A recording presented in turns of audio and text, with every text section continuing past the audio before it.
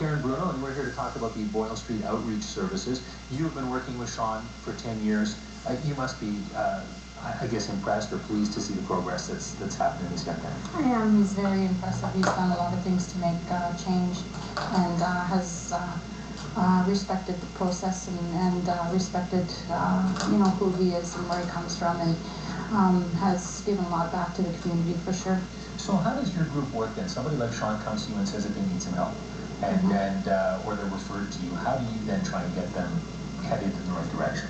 Well, it's really actually just looking at them and asking them what it is that they want to accomplish, and going from very client-directed practice. So really just seeing what it is that they want. Usually when we're working with people, there's so many underlying issues, so it's really getting to know people on a relationship base and working from a harm reduction practice. So it's focusing on exactly what they feel their needs are, and building that relationship is most important. So and I mentioned it's not an easy process. There must be some setbacks in it. How do you deal with that, or get the client to deal with it and realize that it doesn't always have to go backwards, that you can take positive steps forward?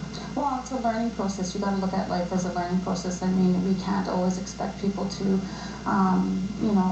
just become better once services are attached.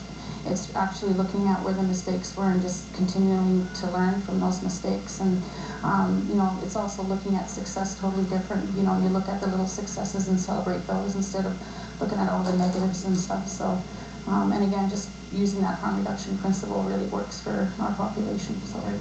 Now, Shawn, as a client of the Boyle Street Outreach Services, what did it bring to you? As a client, it brought to me learning. I'm actually going to school to be an Aboriginal community support worker, and watching Karen and stuff like that, things that she has to go through every day as meeting a client. It's kind of learning for me of the issues that they have to deal with around Boyle Street. I was thinking of doing my practicum there as well. So did you give Karen an easy time or a tough time? Depending on the day? Well, I think I called her quite a few times to kind of whine and complain sometimes.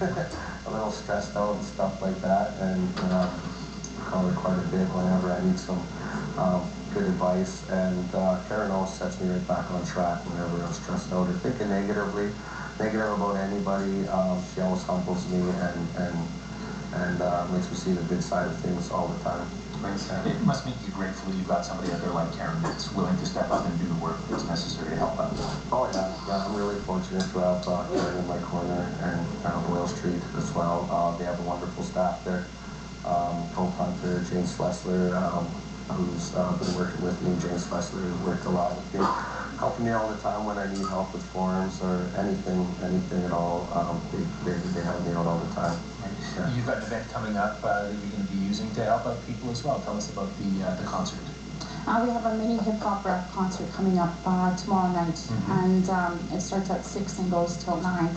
And it's in support of the National Addictions Awareness Week.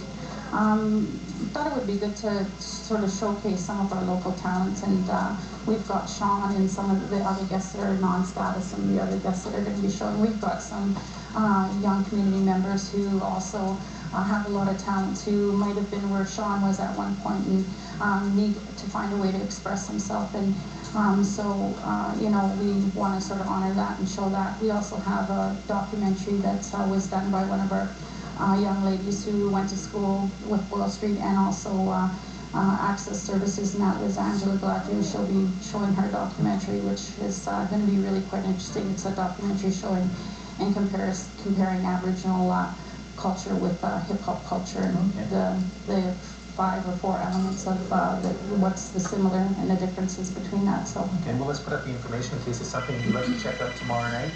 Here's the information on the mini hip-hop rap concert, and it's an open mic session as well. Tomorrow from 6 until 9, the Boyle Street Community Service. It's the side door entry only. Donations will be accepted.